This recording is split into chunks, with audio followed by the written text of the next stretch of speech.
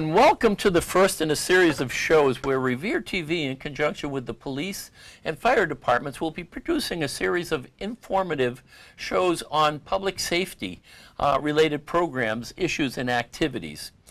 And the first of these programs that we're going to run today is on the Citizen Police Academy, and I have with me today Lieutenant Amy O'Hara, one of the instructors and guides to that whole program. Back in March, I think, and it seems so long ago, I, along with 17 other Revere citizens, actually undertook this 8-week program where we got to learn just about every facet of the police department. We got to meet almost everybody within the police department and to see every area of it. We started off with a tour. We did. Yeah. And it was pretty good. It was quite interesting, how you pulled together that tour. And on the night that we actually got the tour, we were down in the holding cells. We were. And if I remember right, that was like when they had the big drug bust, and there had to be about 8 or 9 people down there that were being processed. We did. We had a couple of visitors downstairs in the holding cells when you did see it. Yeah. Yeah, and so along with you is Lieutenant Michelle Mangino, who unfortunately couldn't join us today. Right. So the two of you have been conducting this program. This is the second in the current series, but if I remember right, I think it started a while back, didn't it? Yeah, several years ago, the previous administration did have a Citizens Police Academy, so now we're just reinstituting it. Okay, so there was one last year, there's one this year, yes. There'll be others coming forward. When will the next one be? Well, our goal is to have 2 academies a year, but we believe that probably the spring next year we'll have another one. Yeah. All right. And if people are interested, and we'll talk a lot more about the program, and but again, we'll reiterate this later on. If people are interested in participating in the program after they've heard what occurs, where do they go to do that? Well, first of all, we usually put something out to the media that we're going to be hosting an academy, either through the local paper, we'll use Revere TV, we'll use social networks to get the message out, and then they can just fill out an application through our department. Okay. So now in the first week that we had, of course, we had the introductions from the police chief, from the mayor. Talk a little bit about their involvement, because, I mean, and it's incredible, everybody's involvement throughout the police force, but it's really great to see from the chief to the mayor and so forth. Tell us a little bit about that participation. Well, it's been a priority of Mayor Rizzo and Chief Caffarelli to have the Citizens Police Academy. It's a great way for the community to be educated on exactly what we do, but it serves a dual purpose. We get to know the people that live in our community and start to build partnerships. Yeah, and it's interesting is that, and as we were talking earlier too, and throughout the class, you get to see exactly what goes on without any filtering. Exactly. And we were joking earlier about F-bombs. Yeah. You hear a few. That's correct, but, you do. Yeah, but tell us, and it's not done because you're just trying to be free with the language, but it's done for a reason. I don't know. You're directing those questions at me, Ed. I plead the fifth on any F-bombs, but. Yeah, right, exactly. Everybody tried to mind their P's and Q's, but every once in a while something comes out. Yes, that's right. But for the most part, the key is that we got to see the real world. And tell us about that intent of showing everybody what it's really like. Yeah, well, people have a perception of what the police do. They watch TV, they think that's exactly what we do. But really, the curriculum is a way to show exactly what we do and what really happens in the real world in every aspect of the job. Yeah. So you really get to see, and I think people are enlightened. I mean, you say you were as well, about exactly what we do. Very much so. I mean, there were a lot of things learned, and I'm going to talk about some of those as we go on. So in that first week, we got to hear from the mayor, we got to hear from the police chief and their commitment to the program and why, they feel it's a very important part of what they do. And then we all got to take a tour of the police station, and as I said, we were down in the holding cells. We got to, it's interesting the different things that you don't realize. Again, the real world. When the officers go down to the holding cells, they actually have a locker where they put their firearms in the locker. Right. And then, if I'm not mistaken, you talked about how the suspects, if you will, that are being brought in, they're searched to make sure that they don't have anything on them, because you're going in to book them, to process them unarmed. Right. It is our policy to be unarmed in the booking area. That's why it's extremely important for the arresting officer to make absolutely certain that no one is armed coming in. Yeah. So it was quite interesting going through there. We saw the evidence lockers and all kinds of the administrative offices and so forth. It was quite interesting. Yeah. Now in the second week, there was discussion. We were shown and told about the professional standards and field training in the law, the legal training that you all go through. Right. Talk a little bit about that. And I forgot the gentleman that did that one. Do you, if you remember? Well, Officer Zengali handles all the background investigations for people that come off the civil service list, which is a thorough investigation. Each person coming in has to go through a lengthy background investigation. Yeah, and of course, I mean, and this was a whole hour discussion at least that we had on the background investigations and the training they go through, but I actually saw the application and all the paperwork associated with a prospective law officer for the police department, and it's just incredible. Right. Yeah, right. The standards are quite high. They are, they are. Yeah. And then the field training. Talk a little bit about the field training, some of the highlights. What do they go through? Well, you know, once they're hired, they have to obviously go through police academy, which is about 4 months now. During the academy, they learn different aspects of the job, but similar to something that we do in the Citizens Police Academy, but more in depth, obviously. And then once they get out of the academy, they have to go through field training, which Lieutenant Glenn Malley runs, which means that that officer will ride along with a seasoned officer and just be eased into the process of being a police officer. Yeah, so from the point in time that an officer, if you will, fills out an application and we'll say is selected to the point in time where they hit the streets, how long a period is that roughly? Well, it varies because you have to figure out when the different agencies are running academy. So it could be a couple of months, it could be a couple of weeks, it could be a little bit longer. It really depends on different things. I guess it all depends on where they're coming from as well, because you do get officers from other cities and towns that apply or transfer into the Revere Police Force. Is that correct? We do. Sometimes we do take on lateral transfers, which means they've already been through a police academy. So when they get here, they would just be going through a field training program with one of our officers. Okay. Well, in the third week, we get to see hear about crime prevention and patrol operations. I found the patrol operations part of it very, very interesting, and that was Lieutenant Callahan. Yeah, Lieutenant David Callahan. Yeah, and then the crime prevention was Jerry Silvati, Officer Silvati, talking about Crime Watch and some of the activities that the police force undertakes, if you will, to help people understand what they can do in their neighborhoods for crime prevention. Yeah. And the patrol operations, and well, being a regular member of the operations and patrolling on a regular basis, you go through it every day. But I was really, and you even added some of the some information about some of your experiences. That's right. As a patrol person with all of the, and it's amazing. We'll talk a little bit later about the SWAT team and what they carry around, but a regular police officer with their vest, with their gun, and everything that they have on their holster, their belt that they carry around. What was the weight on that? About 20, 30 pounds? Yeah, around, I mean, I would say it's close to 30 pounds with all the gear that we wear when we go out on the road at night.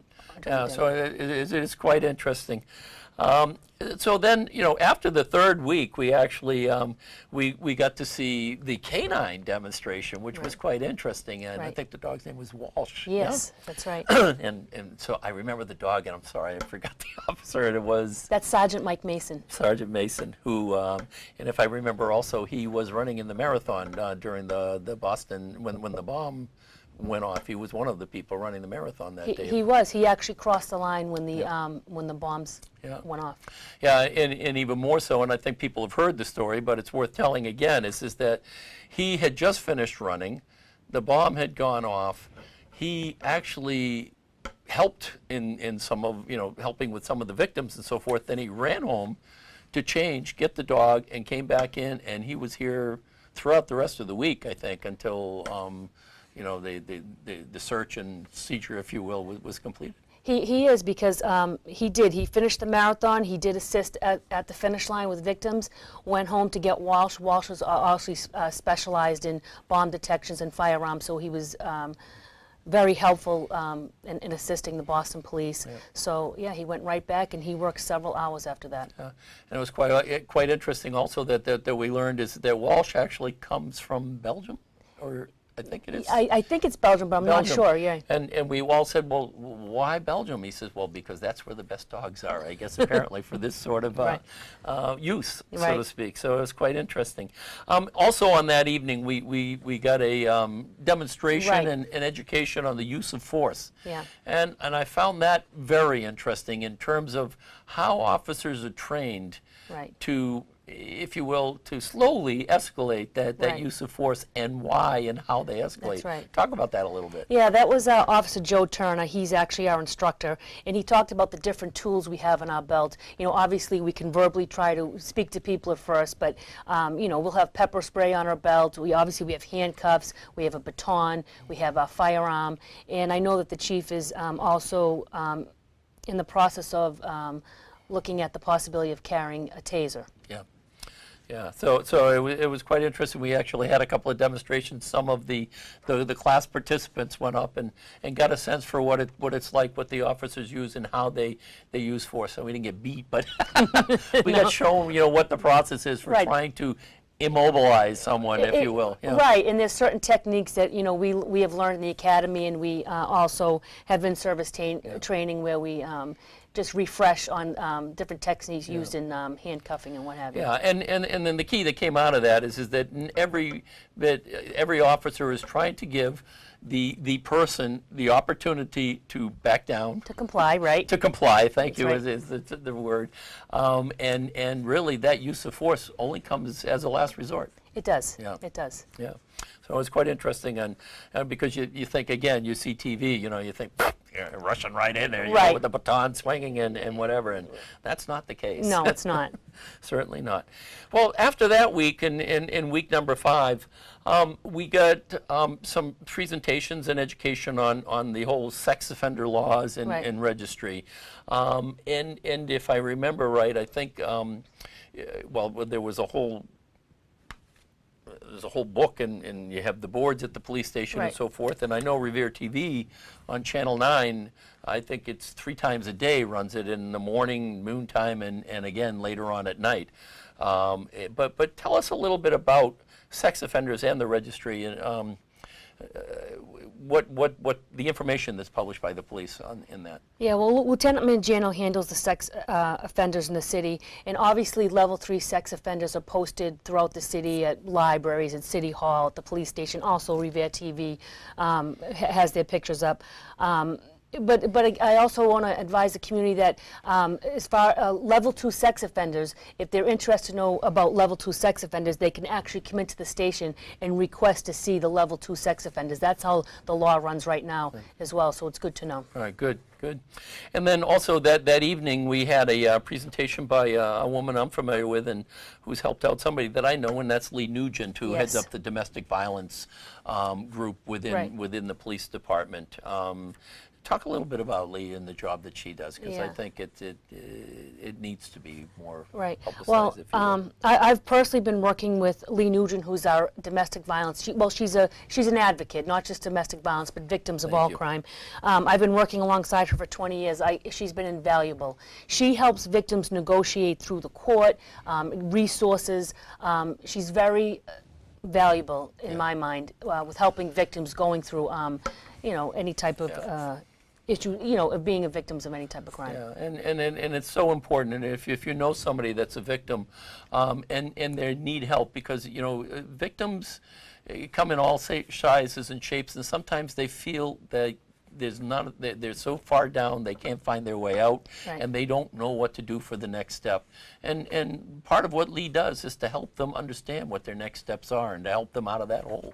You're right, and like I said, she has been extremely valuable to this department. Yep. And then we had a discussion about firearms. Yes. And the licensing of firearms. Right. What, as a citizen, how you go about getting a firearms license. Talk a little bit about some of that. Yeah. So Lieutenant Mangino also handles the firearms in the process that you have to go to obtain a license to carry. Obviously, we're guided by the laws of the Commonwealth when you come in to apply for a firearm. But she does handle that, and usually on Thursday, she dedicates 1 day a week to anybody that wants to apply for a firearm, license to carry. So then, following that, and we get into week 6, and we had crime scene investigations and Right. evidence, and how the police department actually collects evidence at the crime scene Right. and stores it. And I Right. was quite interested to hear, number one, about evidence in drug cases. Right. Of course, we look at something and you see a powdery substance, so you think, okay, it's cocaine, but when it's logged in as a white powdery substance, right. and it's not determined to be cocaine until it's tested at the state lab, and then it comes back as cocaine. Very good. You're paying attention, Ed. You paid attention in class. Good for you. You're I was absolutely waiting right. for that test. Yeah. But so I found that quite interesting, because you automatically think, and again, looking back to Right. TV, everybody says, that's cocaine. No, Right. not Right. until they say it is. Right. So it was quite interesting that. Right.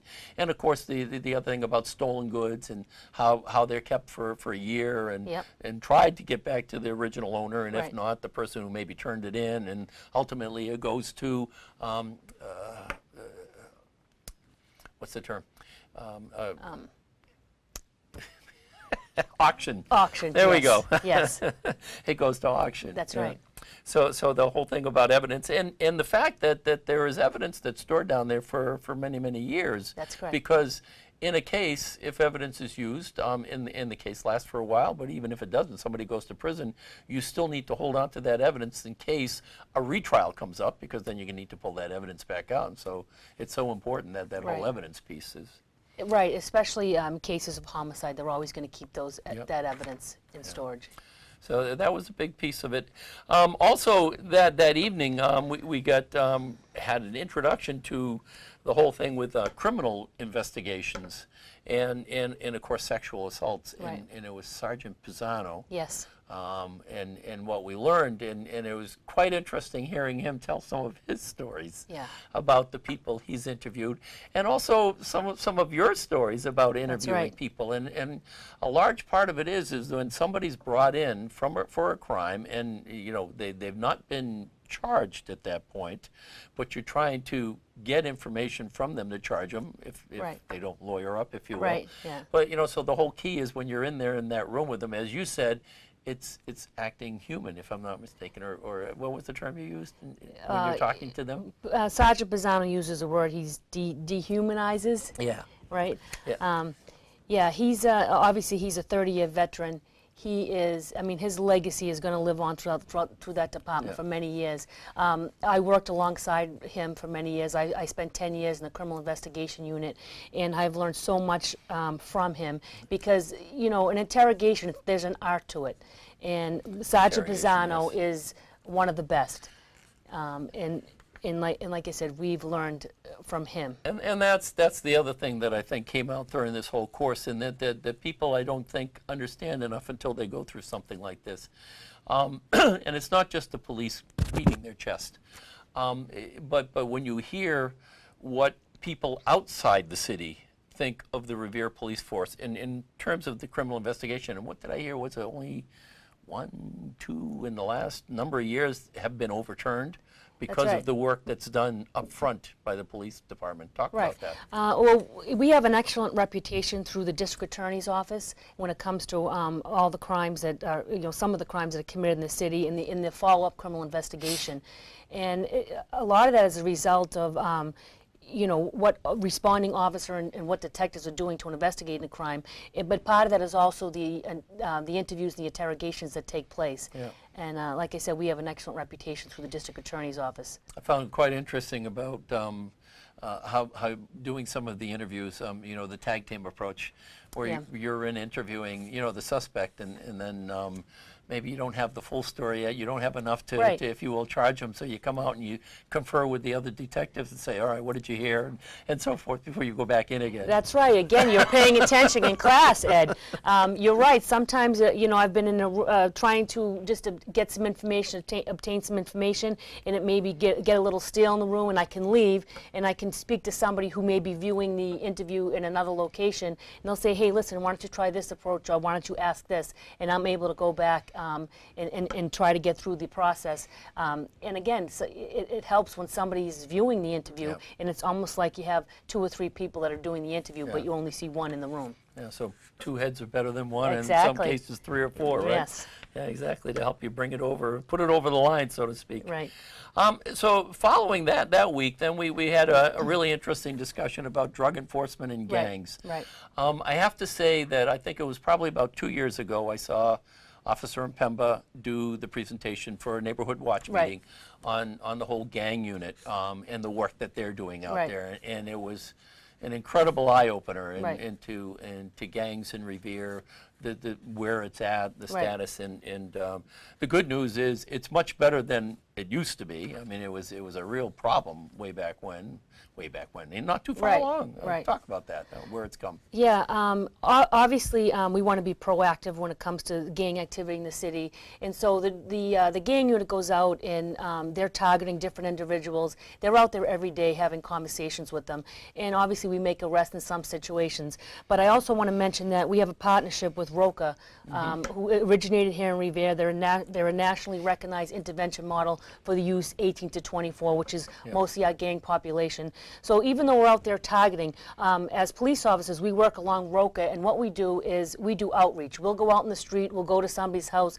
make sure they're in compliance with probation, let them, if they're not involved with ROCA, we try to steer them that way because ROCA will help them with different resources, maybe trying to get their GED or going to school or helping them to obtain a job, but they don't just get these things right away. They have to go through a process at ROCA. Yeah. So it really is approaching the issue several different ways. So it's not just the stick, it's the carrot, so to speak, Yes, as well that you're yes. using. And I do remember from that first session that I was at with Officer Mpemba was, excuse me, how he actually, and there was one young male who was in a gang unit, wanted to get out, and he actually helped him negotiate, if you will, his way out. Right, right. Which wasn't easy. No, it wasn't, but it is a success story, and that's what we're all about. Exactly. And then, of course, from Lieutenant Goodwin and the Drug Enforcement Unit. Right. And those guys, I mean, the work that they're doing, and that's just a never-ending job, I can imagine.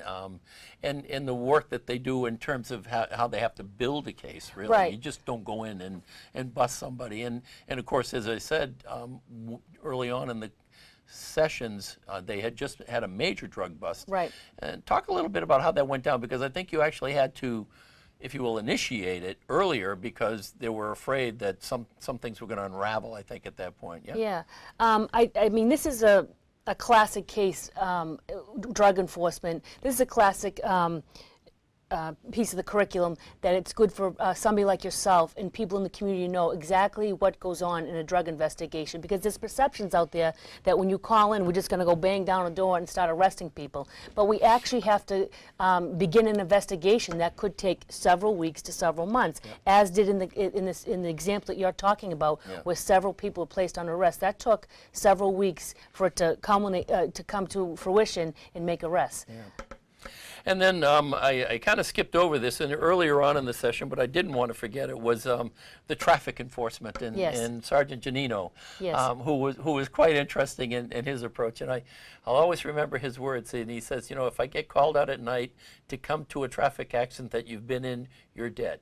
Yeah. He says, you don't ever want me at a traffic investigation for an accident that you've been in. Right. But he talked about some of his experiences and the whole thing with traffic enforcement and so forth. That was quite interesting. Right, and he works in a busy unit here at the Revere Police Station. That is something that's going on every day.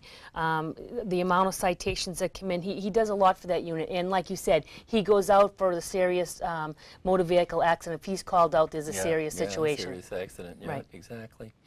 And then towards the end here, in our last week, we actually got to see and hear and see a demonstration by the SWAT team. That's right.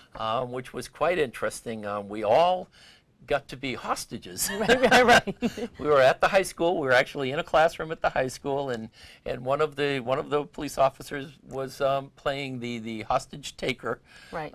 Came into the room, and we're all his hostages, and then the next thing you know, the door opens up, and they actually used, and for those who aren't familiar, a flashbang, which That's is right. like a little grenade. The intent of it is to be a big flash, It's a diversion. blinding light, Yeah, you and a use it- boom, and, yeah. and it's diversion. Yeah. Right, you use it as a diversion, but you were able to observe the SWAT team enter a room and how they would enter it to Yeah, go in. and I found, well, just to say, I mean, the flashbang that we saw was a demo one. It was loud enough. Right. So I can imagine what the real thing is like. But the other part, which was really interesting and almost a little disconcerting to me, was that, because I'd never been in that situation, is Right. that when the SWAT team entered the room, we all had to put our hands up.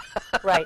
So I go, why am I doing that? Tell Right. us why you have to put your hands up. Well, yeah, obviously, if this, not only the SWAT team, but if the police are entering your house or if there's a warrant, just get your hands up. Yep. That's just a safety precaution. We you want to go. just make sure that You're your not hands under are up. arrest. You're doing it for your own protection. so to speak, Exactly, yeah? exactly. It is a safety issue. Yeah, so it's quite interesting. And then again, going back to what I was alluding to earlier about the amount of weight the patrolmen carry around with them, with their vest and their guns and so forth, the SWAT team is probably at least twice as much more, Oh, with all of the without a material, the helmets, everything that they're carrying, because they have extra.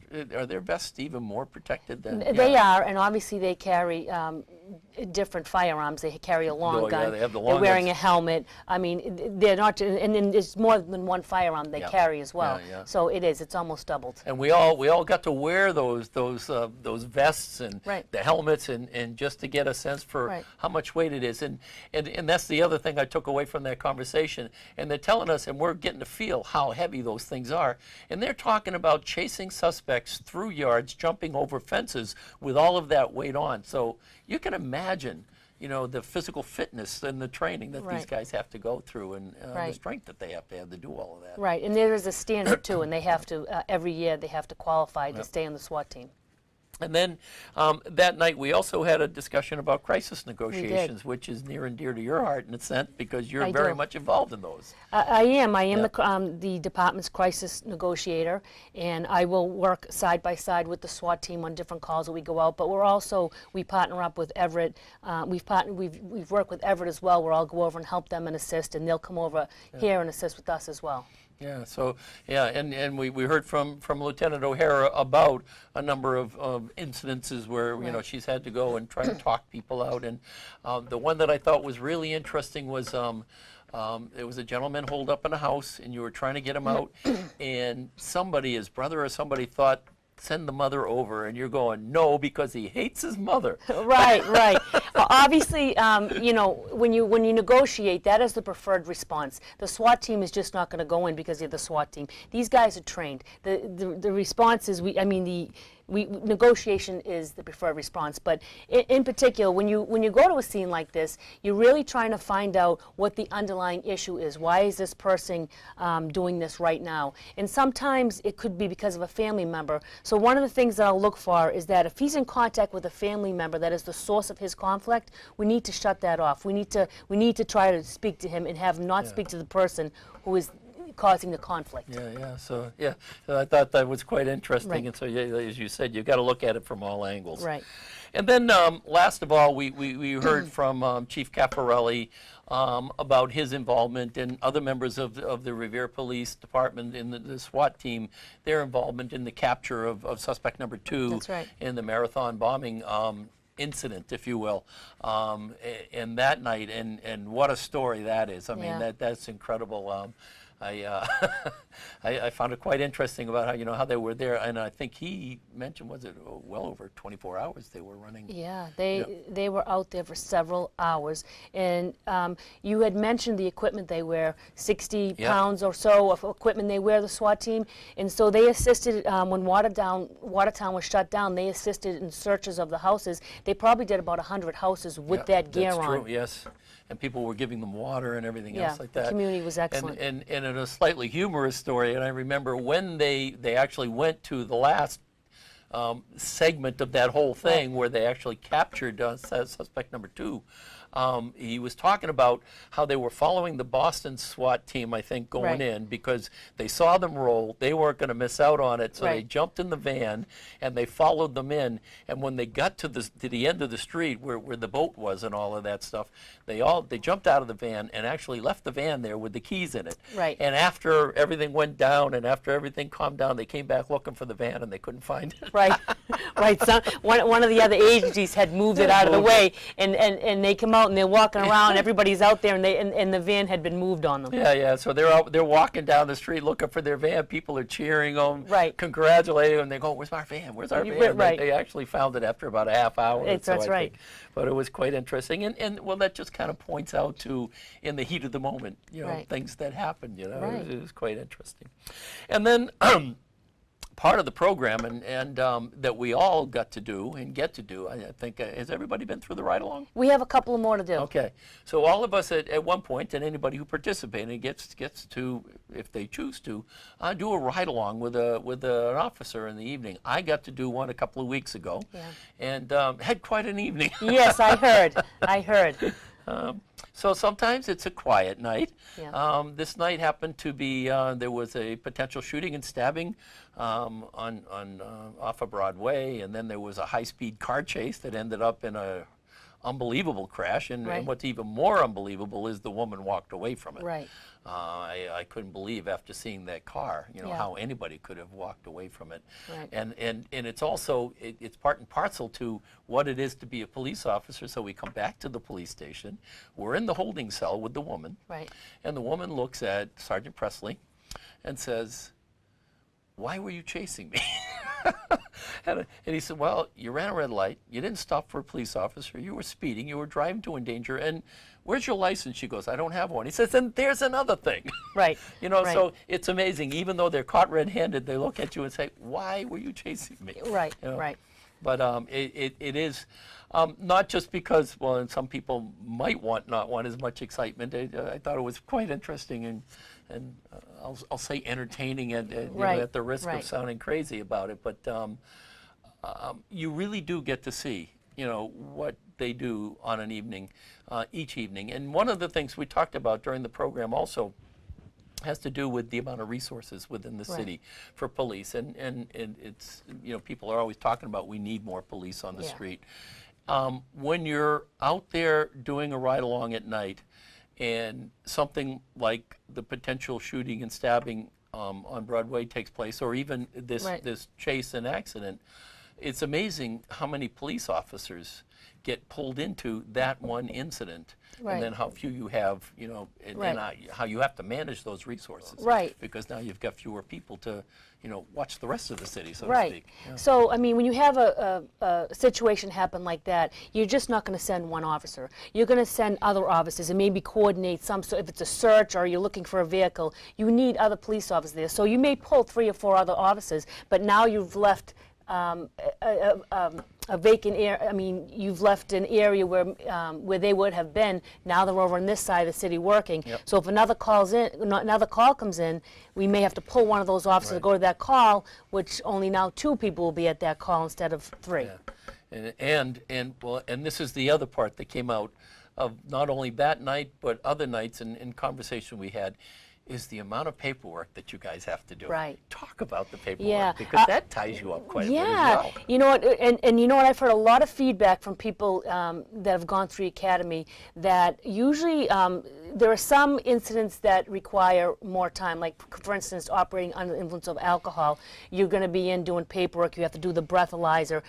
It could probably take an hour, sometimes 2 hours, and sometimes that police officer will be off that street for that amount of time, and sometimes he's assisted by another officer. That's 2 officers off the street. So then again, we still, our manpower out in the street is down a little bit because we have those guys in doing the report. So that might be one incident. We could have 2 incidents going on where now we have 3 or 4 people off the street doing reports, and we still have people out there where the manpower may have come down. And information is so important in every aspect and everything we do today, not only in police enforcement, law enforcement, or whatever.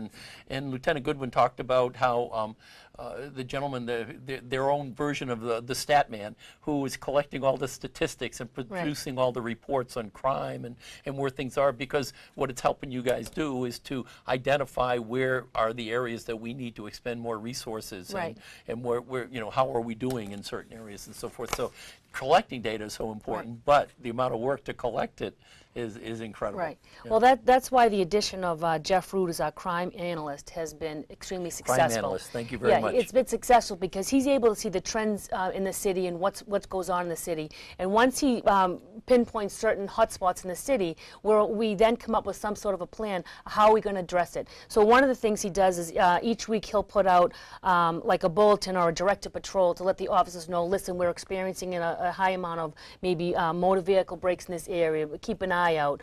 So the guys will on their patrol shift go out and address the situation. But we also take those directed patrols and we try to formulate a plan. How can we resolve this? We try to be proactive as well. Yeah, so it was quite interesting. So the ride-along, as I said, it's almost like part of your graduation. The last step is the final exam in a way. You get to do a ride-along and get to really experience what it's like to be in the car when the call comes in. And then, of course, we had our graduation ceremony, which I have to say is, you know, it was quite the event.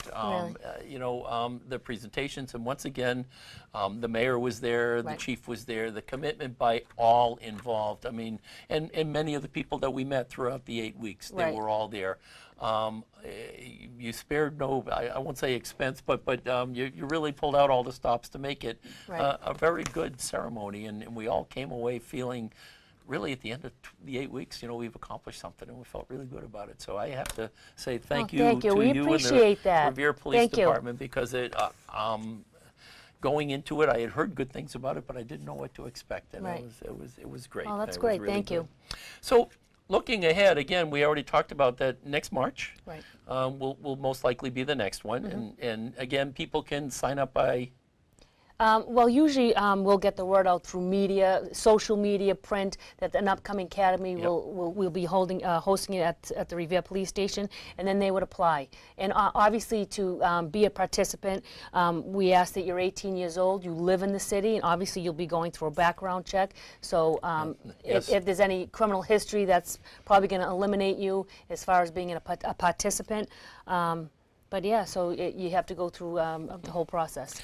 Now, and he's a retired police officer, Dennis Michella. Yes. Is involved in this program. And during the graduation ceremony, we had some conversations with is it, you still call him Officer Michelle? Well, I call him Dennis, but he's a community resource officer, obviously a former Revere officer and federal marshal. He's been very valuable to us. So he's been involved in, if you will, building this program, advising in the program, and he's got some thoughts about where to kind of take the program to its next step. You want to talk a little bit about some of those ideas that you're working on? Yeah, obviously we've had some excellent feedback from the participants in the academy, and we're talking about we're in discussions about possibly having an advanced academy for those that have already graduated. Obviously, besides that, we're talking about maybe having a youth academy as well. So there are some things in discussions now that we're looking at that may come up in the future. That's great. Well, I'm looking forward to hearing more about them going forward. And as I said, there's so much material in here. And again, it's 8 weeks worth. We're there for, let's see, we start at 6, we were out by 8:30. I think you used it was about 2.5 hours each time we're there of material. So there's quite a bit of material, and I took away from there, you know, a few things, like for example on the gang unit, the presentation that Officer Mpemba does, and the amount of information there probably deserves its own show, when we'll probably be doing a show on that unit, and then talking about maybe criminal investigations, and so we'll be working with you some more so we can dig into some of the details of some of these areas, not only for, you know, if you're not able to attend the academy but you want to learn more about it, we'll doing some of the TV shows on it. That'll be great. Looking forward to it. We're going to take you out of this program now with a little video that Lieutenant O'Hara and Lieutenant Mangino, I think, put together. And, Go ahead. and our analyst, Jeff Rood, also okay, helped there you because go. it is a little work. Yep. Yeah. So throughout the 8-week program, they were taking photos of all of us Right. and the people that were presenting. And at the end, during our graduation ceremony, they presented us with this video. So take care, everybody, until we meet and talk again on That's right. public safety. Enjoy this little video. Take care. Thank you.